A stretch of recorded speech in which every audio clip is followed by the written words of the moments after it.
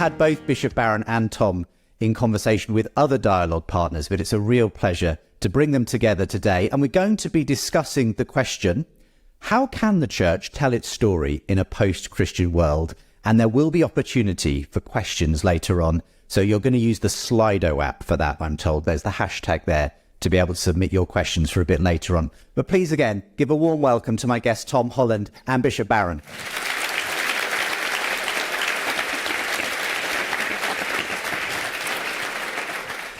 Well, what a delight to be able to bring you both together. I know there's been a lot of anticipation for this dialogue at the conference today. Let's start with you, Bishop Barron. Tell us, firstly, the fact that you're so influential in your ministry, Word on Fire, on YouTube, in online spaces. Where's that come from? What kind of fruit are you seeing through that? Yeah, it's a question people ask me a lot, and I've reflected on it. I'm not sure I have a really good answer. When I started doing my work in this more kind of public evangelization, and I do YouTube videos and various things, all kinds of people said to me, "Oh no, don't do it like that. You can't be sitting in front of a bookshelf and with your Roman collar on and talking in a serious way. No one's going to listen." And this is the true story. We had a kind of a PR fellow early on, and he said, "Father, I'd recommend you should lose the collar and the bookcase and maybe come in on a skateboard." I'm not joking. And I mean, thank God I didn't do that. And they proved nevertheless to be popular. And I think it would be some combination of truth and beauty. I've been a passionate critic of the dumbed down Catholicism that I got as a kid. So my generation, I'm not sure it's true here, but it was in the States for sure. After the council, not because of the council, but after the council, we dumbed down the operation, and it was a pastoral disaster. A lot of people have disaffiliated because religion seems stupid, or it doesn't answer the challenge of science or of the new atheists or whatever. So I tried to do it in a way that was smart. And then in my longer form work, like the Catholicism series, we really emphasized beauty. And my inspiration was your countryman. It was Kenneth Clark. I watched Civilization when I was a kid, and that changed my life. And I wanted to do something similar for Catholicism. So I would say some combination of truth and beauty is why it was popular.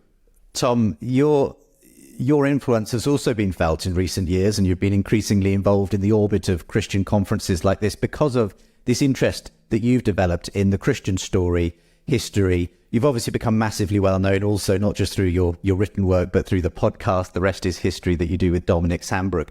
Tell us, though, for those who aren't familiar with your story, how this interest arose for you in telling Europe and the West its story again as regards Christian history. Well, it actually goes all the way back to childhood, and I'm sure a groan will be going across the conference as I begin with that. But I do want to begin with that. So I was raised in the Church of England by my mother, who is still an absolute example for me of moral behaviour. So I never had any issue with Christian ethics or teachings. But the truth was that although I was always very interested in the Bible, I much preferred the Greeks and the Romans. And even in the context of the Bible, I preferred Pharaoh. I preferred Pontius Pilate. I mean, it's a terrible kind of confession to make. And over the course of my teenage years, it was as though my faith started going down like a kind of dimmer switch. And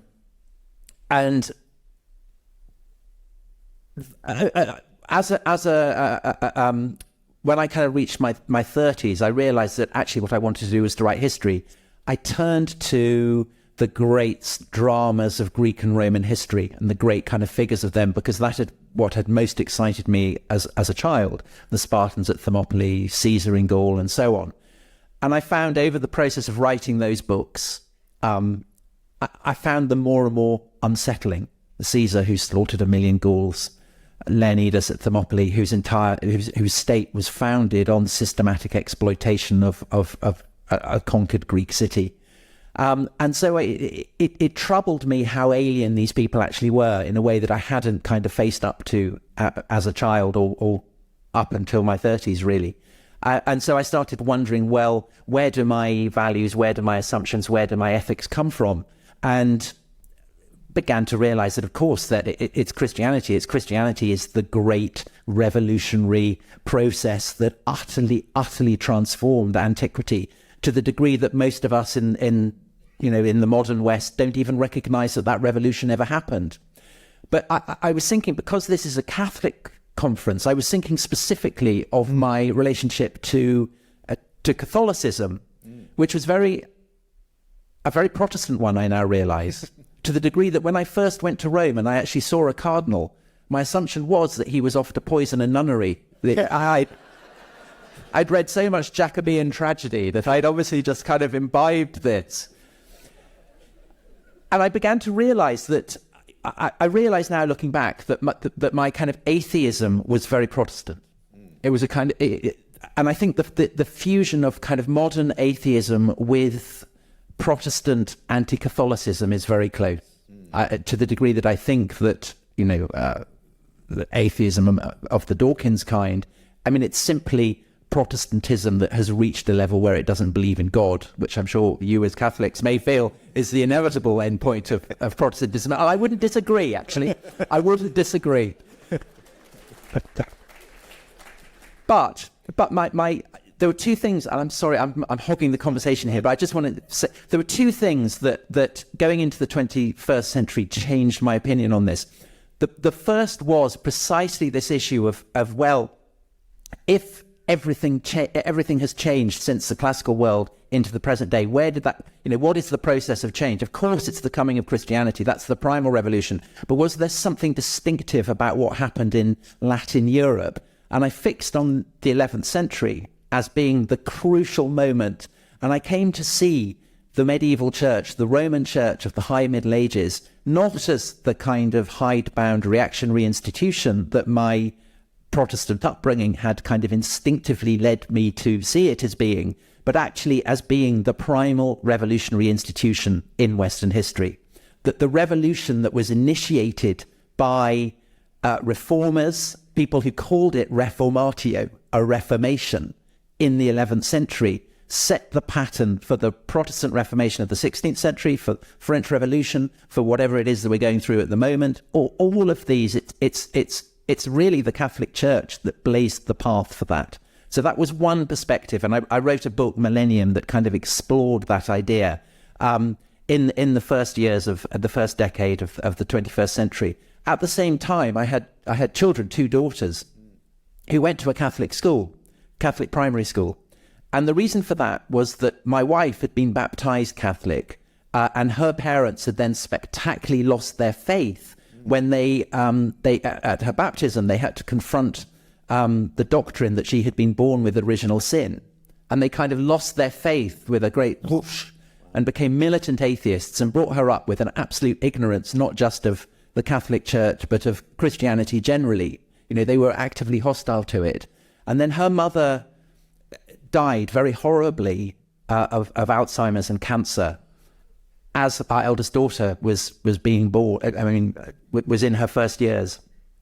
And Sadie went, I think, as a way of looking for some way to understand why and what was happening, went back to the Catholicism of her mother to try and understand what had made her mother what she was, and started going to the local church. And because of it, she then wanted our children to go to the local Catholic primary. I started going as well to the Catholic Church. And it was a revelation, because it was a Jesuit church. And you can imagine how I viewed the Jesuits. Again, they'd offer me a cup of coffee after the Mass.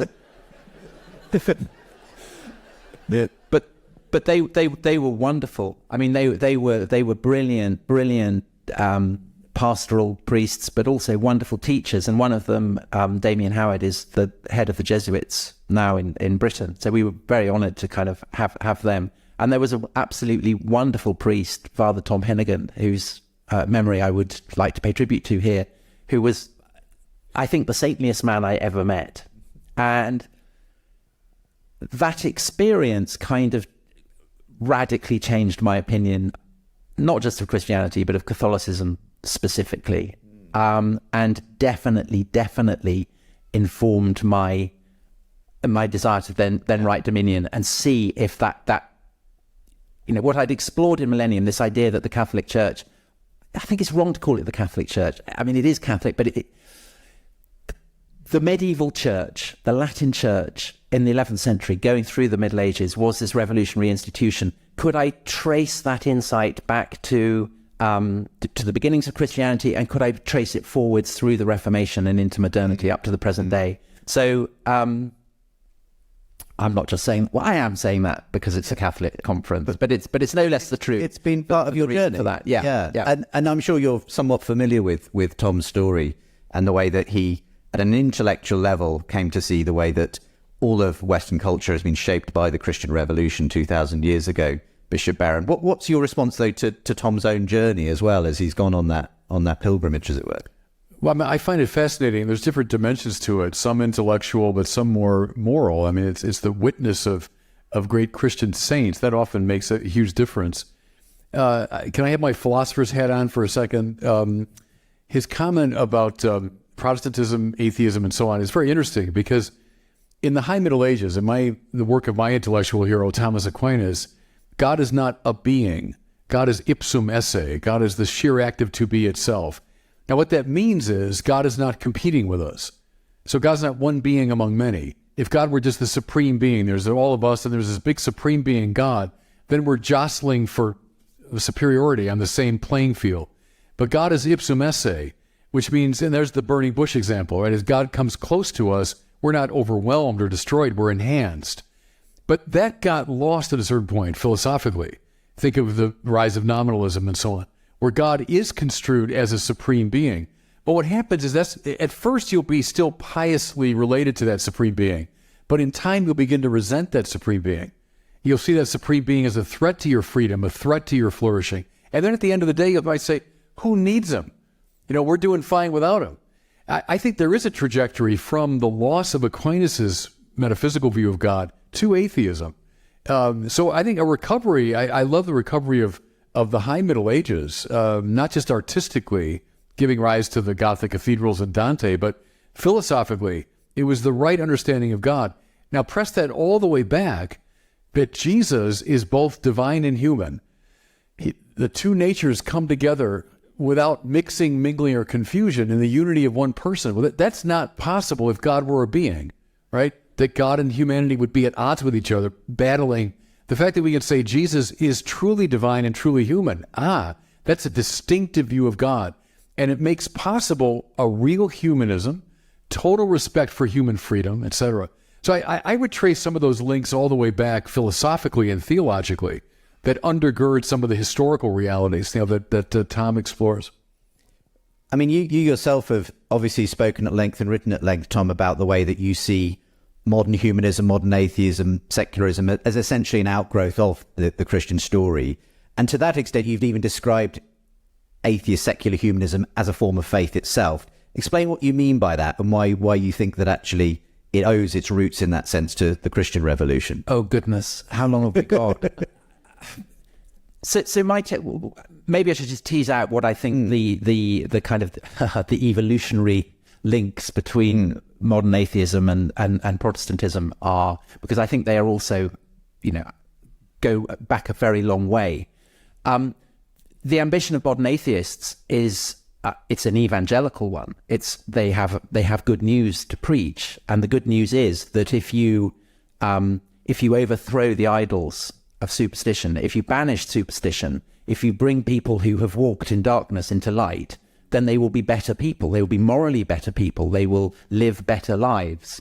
And the link to the arguments made by the Protestant reformers there is very, very evident, because the Protestant reformers were saying exactly the same, that the world is mired in darkness and superstition, that there are idols everywhere, that you topple these idols, you pull down the rood screens, you paint over the idolatrous images in churches, you whitewash them, and so on, then people will be brought into light.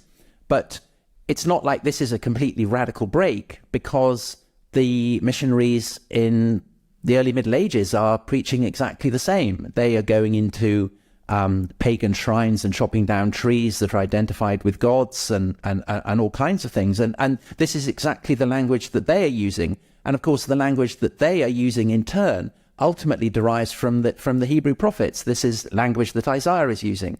The idea that the gods worshipped by the Babylonians or the Egyptians are mere stock and stone. And so in a sense, you could see the entire history of Christianity going back even before the birth of Christ as being an expression of the conviction that idolatry, once it is overthrown, will bring people into the light. And it's in that sense, I think, that contemporary atheism, wonderfully bearing in mind that Richard Dawkins is one of its chief evangelists, that is the course of evolution. That is where the evolution has led. Any thoughts on that? My thought is, in the Bible, the option is not, belief or unbelief. That's a modernism. The option is true belief or false belief, right? So people always have some relationship to a summum bonum, some highest good. We wouldn't get out of bed in the morning unless we did. Everyone has to have their values finally ordered in a hierarchy in relation to some highest value. And it might be, pleasure, money, power, your country or something, but everyone's got some highest good that they worship. And the biblical option, go back to people like Isaiah and company, is say, no, stop doing false worship, do true worship. Then read Augustine's City of God, the same thing. He thought the Romans had a bad summum bonum. They were worshiping false gods, and I've got the true God to give you. And Augustine, to me, is very illuminating there, because he saw the Roman gods as violent and contentious and jealous and so on. And so we become what we worship. And that's a basic Augustinian principle. And that's true. You become conformed to what you think the summum bonum is. So if that's the highest good, you become conformed to it. Augustine proposed the God whose name is love. And so the nonviolence of God is very interesting to me in the City of God. It becomes very important. If I worship the God whose name is love, then the City of God will break out in relation to it. I think those are still very relevant categories for us. What's the highest good? What are we worshiping? If it's something like sex or pleasure or country or money or power, we're going to have a messed up society. If it's the God whose name is love, then we got a fighting chance. I think that's the central argument of the City of God. So I would see that as the biblical. And in a post-Christian culture that we're now living in, how is that message landing? And what are you seeing in terms of the people you're reaching? Do you find that they are tiring of the secular version, even as it has been informed by the Christian tradition? Do you think they're looking for something different now? Yeah, for sure. I mean, I don't really target so much the young people, but a lot of, let's say, people in their 20s, 30s would watch the things that I do. And I think they know deep down there's something deeply off about the society. And if all we have is the buffered self, to use Charles Taylor's language, but just this self that has no connection to the transcendent, is just the goods of this world, those are the highest goods, that we get messed up on the inside. So we have all the psychological and spiritual struggles, and then the society becomes skewed. And I think when religion is proposed in an intelligent, beautiful way, in a confident way, people respond to it. We became very apologetic. By we, I mean the Christians. We became very, I'm sorry, and I'll present my religion in a very superficial or domesticated way. I think when we do it boldly and confidently, the way Augustine did. Augustine said, we shouldn't worship the Roman gods. I've got the true God for you, whose name is love, who's revealed in the cross of this first century rabbi. To use Tom's language, the weirdness of Christianity, I think, is very attractive to people, but it's a weirdness from which a rightly ordered society comes.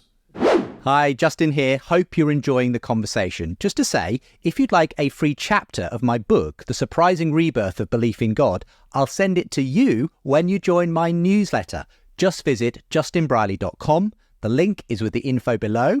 Now, back to the conversation.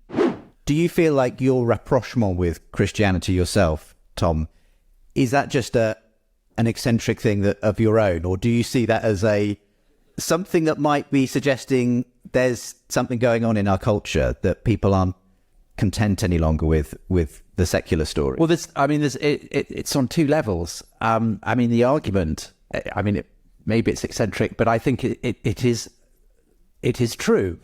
It seems to me patently true that we live in still a society that is utterly saturated with Christian assumptions, and that it has ceased to be Christian for utterly Christian reasons. That's the paradox of it.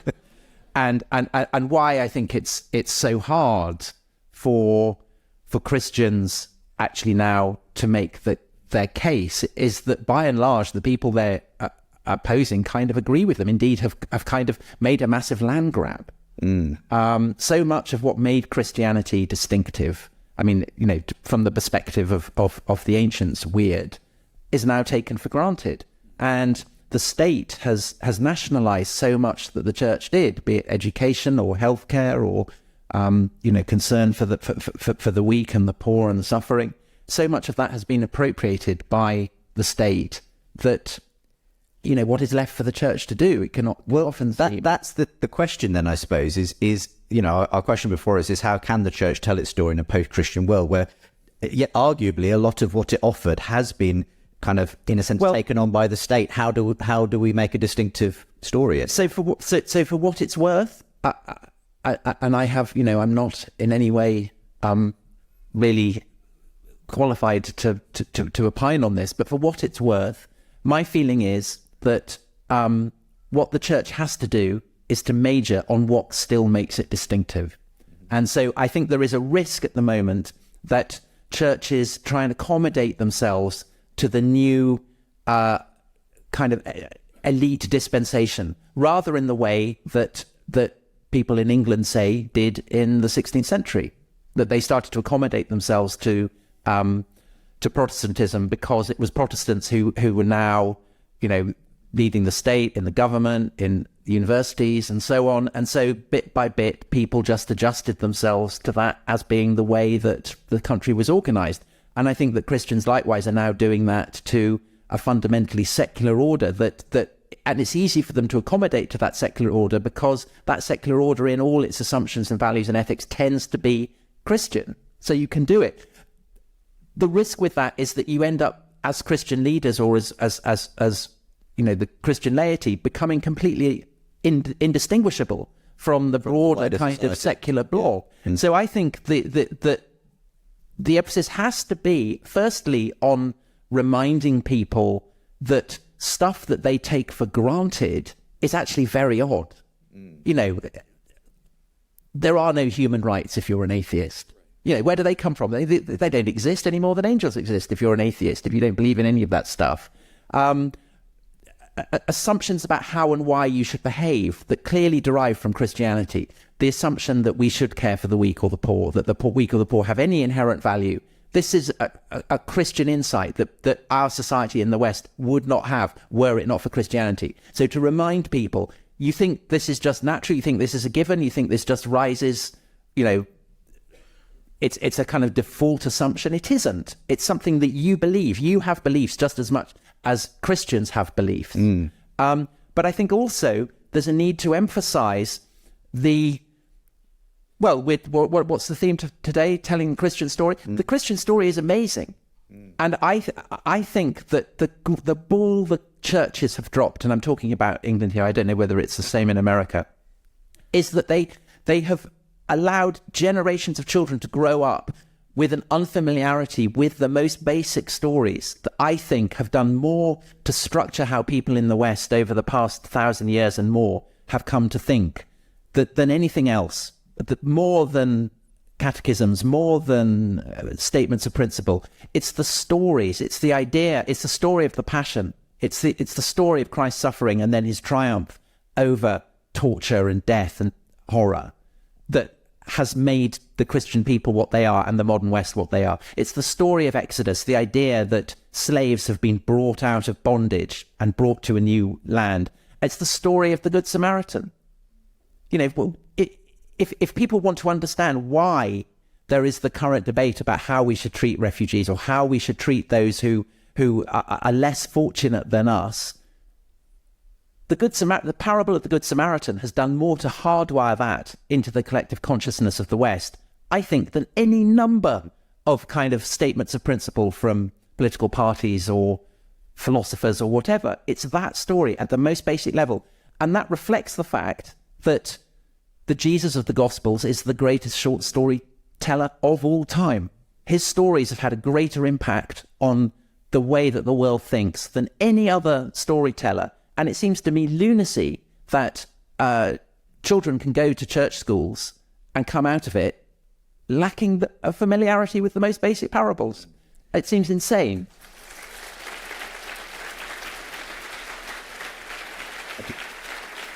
I wonder if you want to pick up on that, because one thing I noticed you mentioned in your opening address was it's not necessarily about modernization of the church, and I think that's what a lot of people... modernity is a Christian heresy. So and I quite agree that I pick up on every point Tom just made. The trouble is we Christians have come hat in hand to the secular culture, hoping to find their approval. That's getting it completely backwards.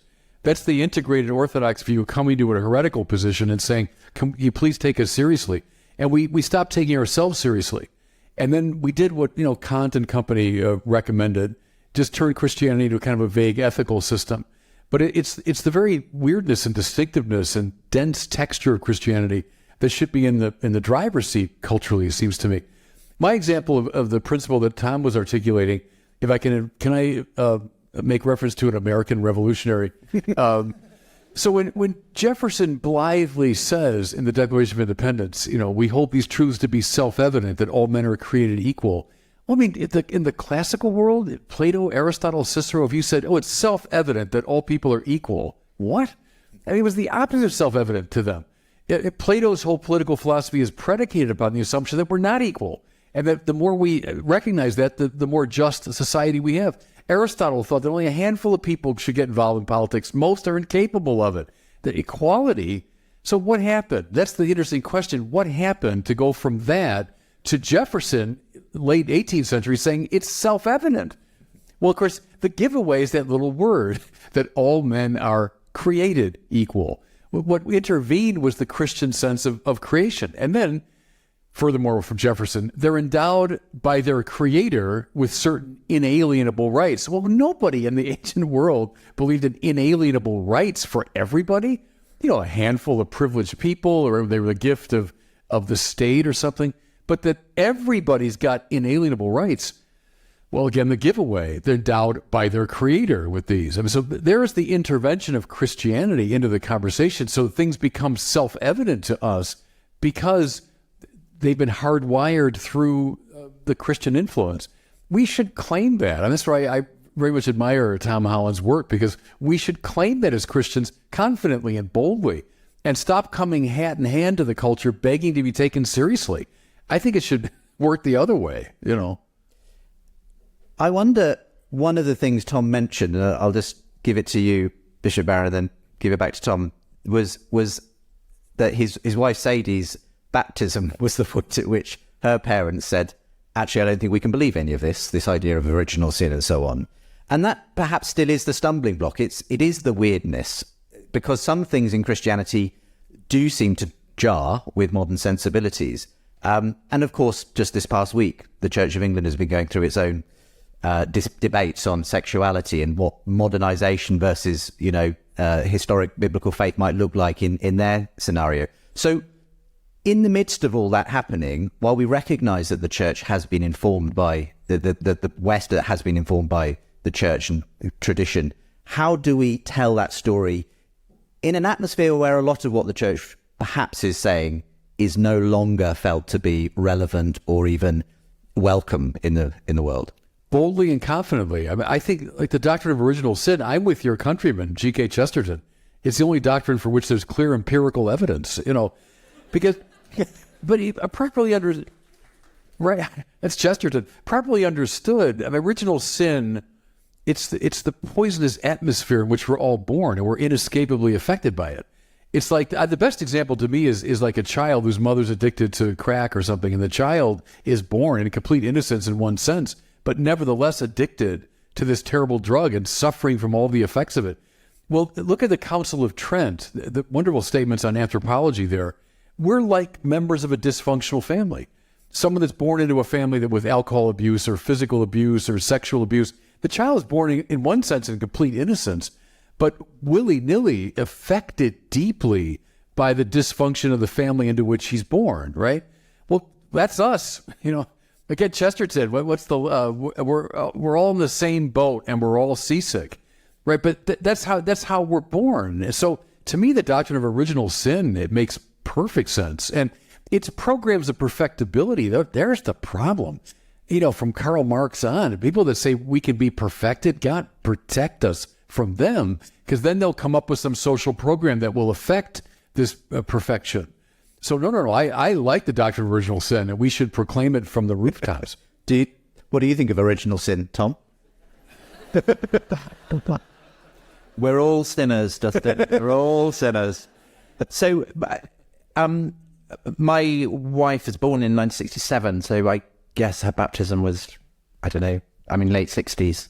And I think that the 60s will come to be seen by future historians as a decade as convulsive for what we might call Christendom as the 1520s were. And I think the repudiation of the doctrine of original sin was actually the single most dramatic kind of theological intervention of the 60s, because it came to be kind of paradigmatic of everything that the cutting edge of 60s culture was all about. It was the idea that, if you only, that people who affirmed the idea of original sin were blue meanies. And if you only got rid of them, then it would be non-stop Pepperland. There'd be Beatles music and psychedelic colors, and it'd all be groovy and hangout and free love and brilliant. And even as this doctrine was being propounded in the 60s, events of the late 60s were suggesting that perhaps there might be problems with this kind of hope. I think that we live in a Pelagian age now. So Pelagius, the great kind of opponent of Augustine, who became I guess Augustine is the figure who for Catholic and Protestant theologians alike stands behind them when they have talked about the doctrine of original sin. Augustine has been repudiated, it seems to me, since the 60s. Pelagius has been enshrined, even though lots of people wouldn't necessarily think of it in those terms. But I think to an extent, we live with the corollary of that, because actually the great thing about the doctrine of original sin, more than anything else, is that it's democratic. All of us share in it. And as the bishop suggested, the notion that perfectibility is possible is dangerous, because it implies that if you don't become perfect, then it's your fault.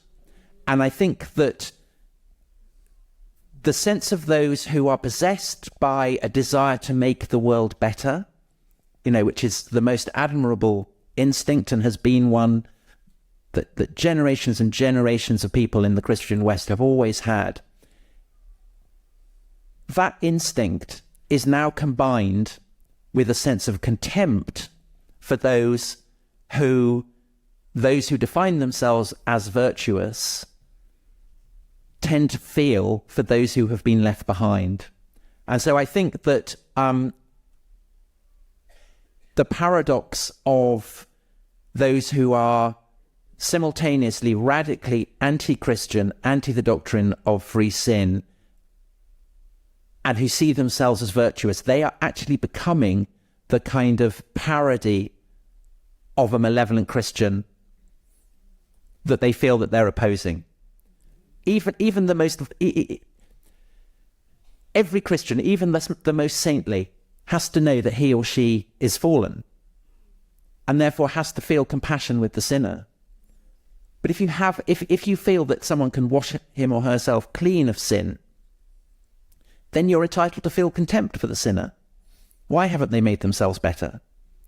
And that's where you start to get really, really vicious virtue spirals. So you see that happening in some areas of culture where you're seeing certain types of ideology that almost say, now we know the truth, we are in the light, and everyone else has essentially... I think contemporary culture seems like nothing but a kind of, a great spiraling of endless virtue. Quick response spirals, Bishop Barron, and then we'll go to some of these questions.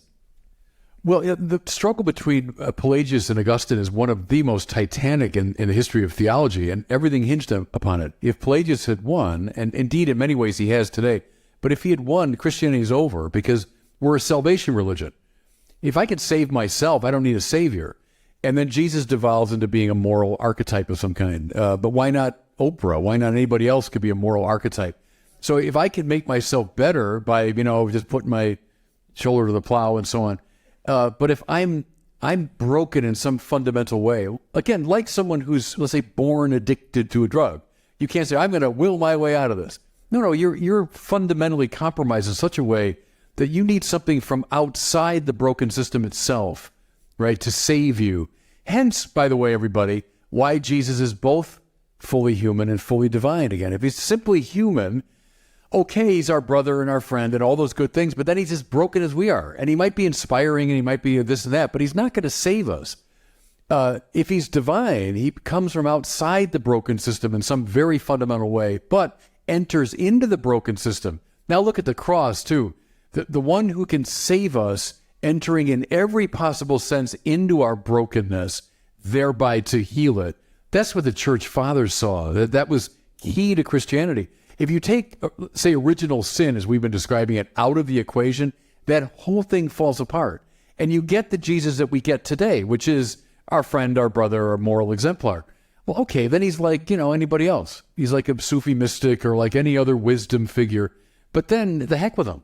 Then there are 1,000 gurus out there I could follow. But if Jesus Christ is Lord and Savior, now we have Christianity. We have our problem that's so fundamental that we can't solve it has been solved by the one who can, So it much hinges on that Pelagius-Augustine debate. The surprising rebirth of belief in God has been making waves since its launch. Now you can listen to all of Season 1. Discover the story of why new atheism grew old and secular thinkers are considering Christianity again. Featuring interviews with leading thinkers across the faith spectrum, you'll learn the inside account of the rise and fall of new atheism. All 30 episodes of Season 1 of The Surprising Rebirth of Belief in God are available now. Find out why we've become a #1 ranked religion and spirituality podcast when you jump in at episode 1. Go to justinbrierley.com/surprisingrebirth to subscribe on your favourite podcast platform. That's justinbrierley.com. We want to go to some questions that I'm sure there are lots of and we'll only scratch the surface of, but perhaps we could have up on the screen. I know that the team have been busy putting together some of these so that we can see what some of our folk in the audience wanted to ask. Here we go. Tom, who is your favourite Roman emperor or general, and who is your favourite saint? Oh, my favourite emperor by miles is Nero. Interesting choice. Awful, but I love him. He's by miles the most entertaining emperor. Right. So he... Okay, so there's the whole matricide thing, Yes. but we'll draw a veil over that. He raced, he won gold at the Olympics racing chariot. He appeared on the stage. He played the lyre. And it's basically the equivalent, if I was emperor of the world, I would jig things so that I could win Formula One, headline at Glastonbury, win best actor Oscar every year. I mean, that's basically what he's doing. He's a tremendous lad, and perhaps I kind of love it. The embodiment of that pre-Christian classical era. Yes, in that I mean, because it's very charismatic. There's the whore of Babylon and all that kind of stuff. Favourite saints as well? My favourite saint is Saint Cuthbert, the great Northumbrian saint, who would stand in his neck in the North Sea praying, and then he would come out onto the beach barefoot, and anyone who's come out of the sea barefoot, and in a Northumbrian beach there are a lot of pebbles, and then sea otters would come and warm his feet. And I love that sense of the engagement with the totality of creation that Cuthbert embodies, and the totality of his commitment to God. And I love the fact that of all the saints who came to be enshrined in the cathedrals of medieval Europe, his relics alone survived the Reformation. that Cromwell's men turned up in Durham Cathedral, demolished his shrine, dug up his body, and it was preserved. It's still intact. And they went, "Whoa, what are we going to do about this?" And so they laid it in a side annex and didn't really know what to do. And then they just reburied it. So the Cuthbert's remains are still behind the high altar in Durham Cathedral.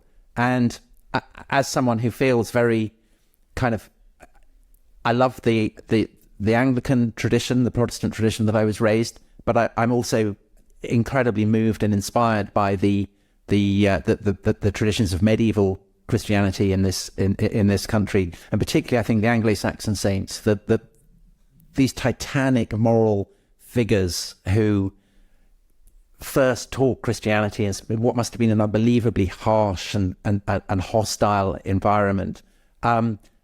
Cuthbert seems to me the saint that best expresses that. And I also love the fact that he played his part in the Second World War.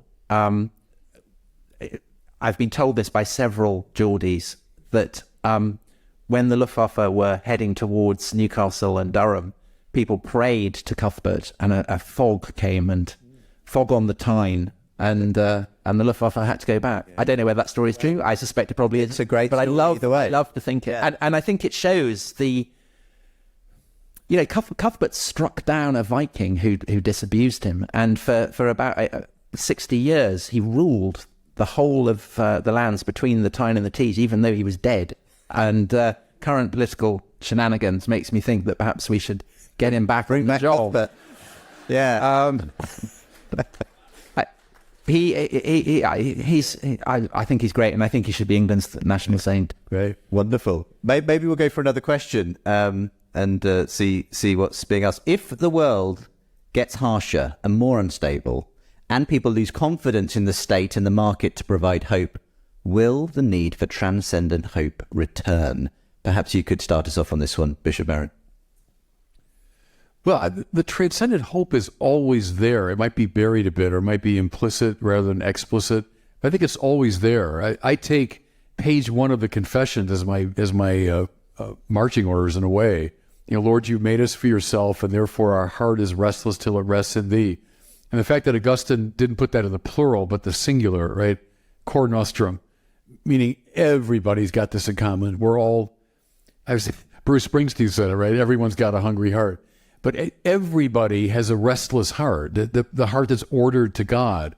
So the hope is always there for the transcendent, but we have to awaken it. We have to appeal to it. There's, again, the danger of the buffered self that's denying the longing of the heart.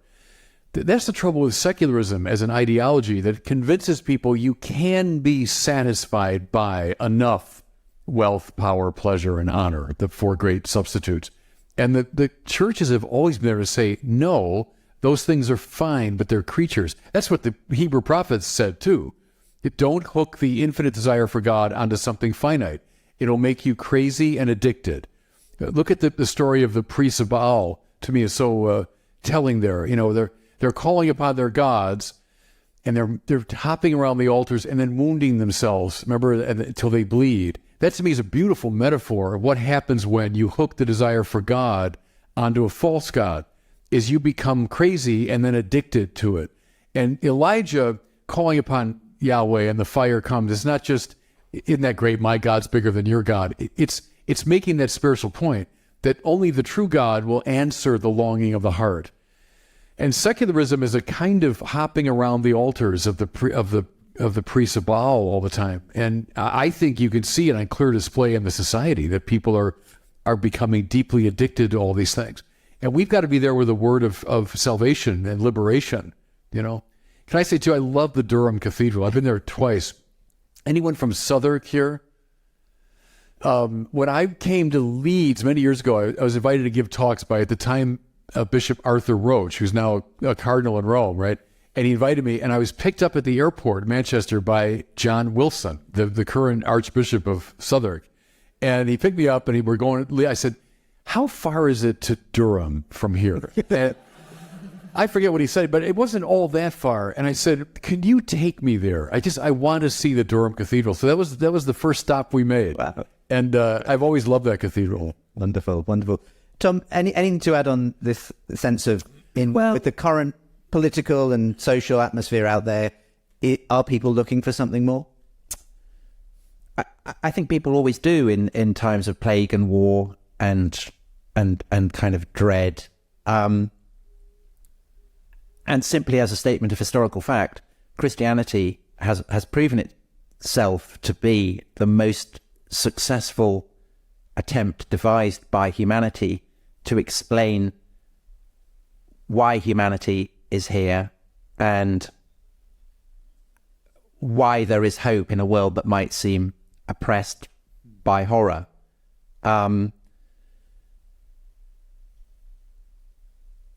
It is not, I mean, it is, the Marxist take on that is that it's an opiate, that it numbs and dulls people. But I would say that perhaps Christianity can only most fully, it's the potential of its explanations and its dramas and its narratives.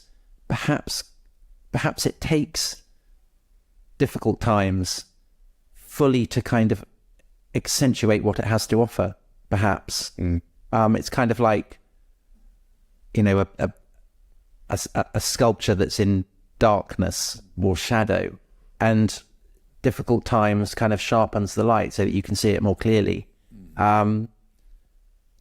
Because Christianity emerged in a time, you know, in times of plague, and it survived the implosion of the Roman peace and flourished amid violence and horror. And so, but I'm reluctant to say, well, what the revival of Christianity needs is a really good war. No, it's... well, I appreciate that, and who knows what the future may hold, but I guess from your point of view, God in his grace uses all kinds of means, be they good or evil, to bring about his ultimate purpose. Yeah, the church has been around from ancient empires through medieval monarchies into modern nation states, through totalitarian systems up to the present day, sometimes flourishing, sometimes under fierce persecution. No need to remind you of that. You know, it happened here for a long time. That to me is a rather amazing fact in itself. Just the simple endurance of the church across the ages. Tom Holland can tell that story in much more detail than I can, but the very fact that we're still here matters to me enormously.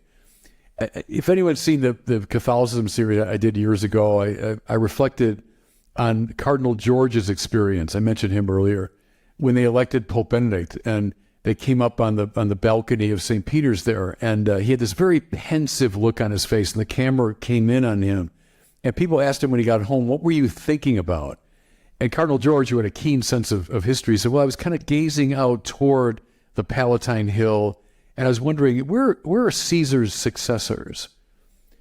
They're long gone, but Peter's successor is right there, and he's smiling and waving at the crowds. And there's something deeply weird about that.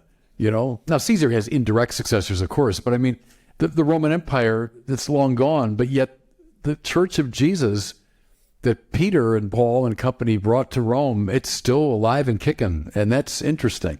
I remember during the pandemic,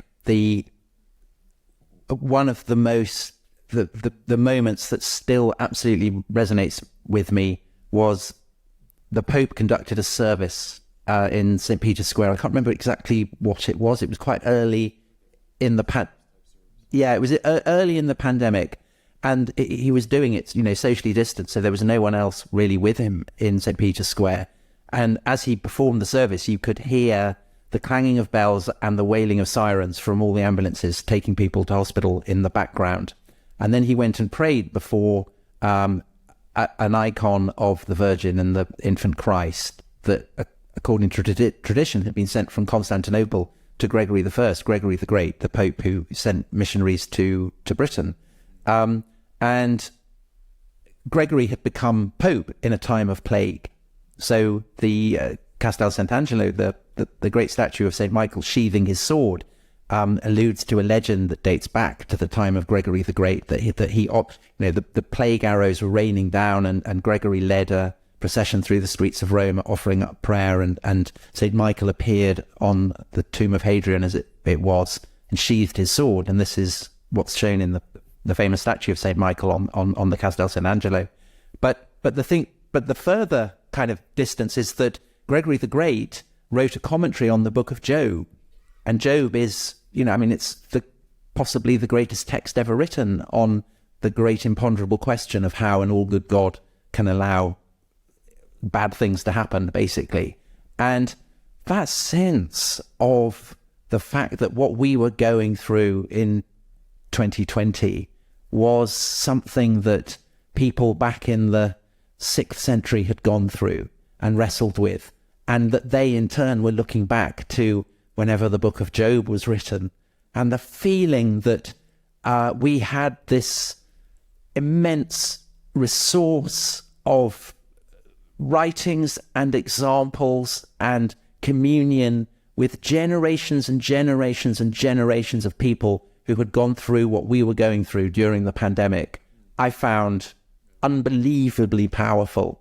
And that is something that I suppose Christianity offers perhaps as powerfully as any tradition that's ever been.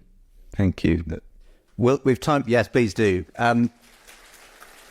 I think that's very powerful. We've time, I think, for one more question, and this probably is going to be our summary of our conversation today. Tom and Bishop Barron, what is the role of the church in society today, and what can it be? So just a small one to finish with, but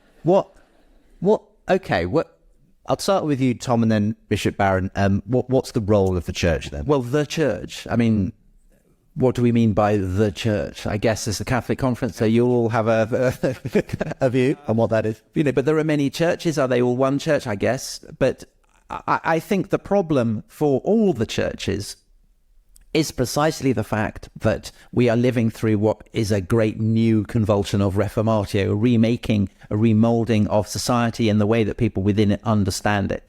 I think that what is animating people on the cutting edge of this derives from Christianity, but I think that without the framework of familiarity with Scripture, familiarity with doctrines, with church, the simple functioning of the church, I think that that inheritance of Christianity is starting to mutate in often to Christianized quite strange ways. And I don't know where that will lead. I also can't remember what the question was. Well, it was lolling off in all kinds of directions. What was the question? Well, what should the role, I think, was right. The question. So I think the role of the church for Christians should be to define themselves very, very clearly against this process. Okay. Because what is happening is the cannibalization of the historical inheritance of the church. And if the church isn't careful, then it will be cannibalized as well. Okay, that's really helpful. Bishop Barron. I wonder if I could rehearse something I did at Parliament on Monday night. I mentioned Dorothy Day earlier, right? Well, her co-founder of the Catholic Worker Movement was a guy named Peter Morin. And Peter Morin said, we've taken the dynamite of the church, we put it in hermetically sealed containers and have sat on the lid. It's time to blow up the dynamite of the church, right? Well, I'm telling that story, and I caught myself, and I said, okay, wait a minute, I'm a Catholic bishop in Parliament talking about blowing up dynamite.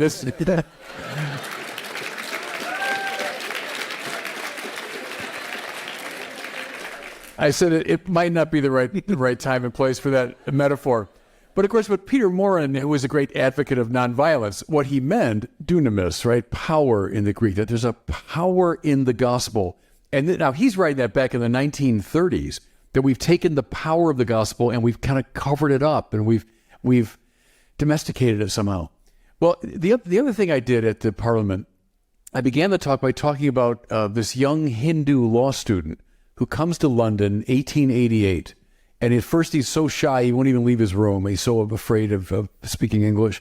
It's Gandhi, of course. And eventually Gandhi falls in with a group of Christians who challenged him to read the Bible. And like most first-time readers of the Bible, the Old Testament was pretty opaque to him. But he read the New Testament, this young, very curious Indian law student. And it was chapters 5, 6, and 7 of Matthew that electrified him. He read the Sermon on the Mount and said, yeah, the love of enemies and nonviolence and turn the other cheek, construed not as passivity, but as a real way of engaging evil in a creative, loving way. All that. And he ran to his Christian friends and he said, I found this most extraordinary thing in your book. And they all said, well, no one really takes that too seriously. That's nice ideals, but we don't really follow it. But by God, he did. He goes back to his native country eventually with the message of the gospel and then used it to enormous, effect. And I found wonderful then he's imitated by people like Martin Luther King in my country. How beautiful, by the way, when I was strolling around this central area of London when I first arrived, and there was a statue of Gandhi, and I thought of that young law student, coming here. And then right across on the facade of the Abbey is Martin Luther King. Well, King, the Christian preacher, but he is inspired by Gandhi, who got it from Matthew 5. See, but that's the dynamite of the church. That's it. Because the nonviolence Jesus is talking about is reflective of the nonviolent God who made the universe not through violence, but through an act of love and all of that. The nonviolence of the cross, right?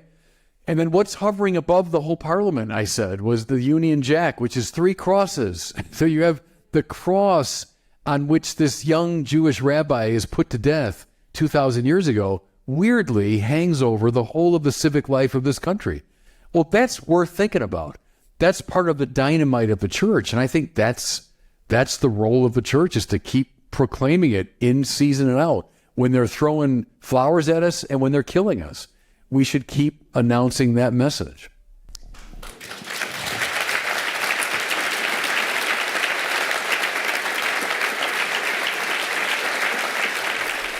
What a privilege it's been to sit down with you both. I apologise we didn't have time for more questions, but I hope that you'll go and listen to The Rest is History, Tom Holland and Dominic Sandbrook's podcast. Read Dominion. It's an amazing book. And obviously watch Word on Fire in all its various incarnations. But for now, would you again give a great big thank you to Tom and Bishop Barron? Isn't history brilliant? And theology has a lot going for it too. So want more? Check out my discussion with eminent and prolific historian and theologian N.T. Wright next. And you can visit justinbrierley.com for signed copies of my books, a free chapter with the newsletter, and to support my work through Patreon or US tax-deductible giving. Supporters can get free signed copies, early access, bonus content, and monthly catch-up calls with me. That's justinbrierley.com.